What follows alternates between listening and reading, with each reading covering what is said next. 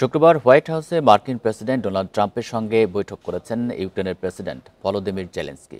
এ সময় ইউক্রেন যুক্তরাষ্ট্রের সঙ্গে অস্ত্র বাণিজ্য করতে চায় বলে জানান জেলেনস্কি।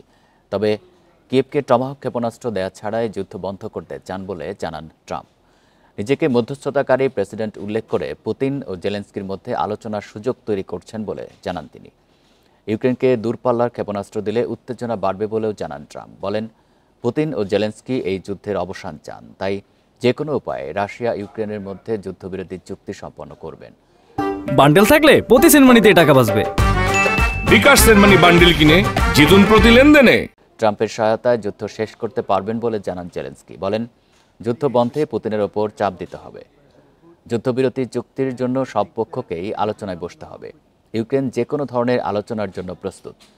ট্রাম্পের কাছে দ্বিপাক্ষিক নিরাপত্তা নিশ্চয়তা চান জেলেনস্কি।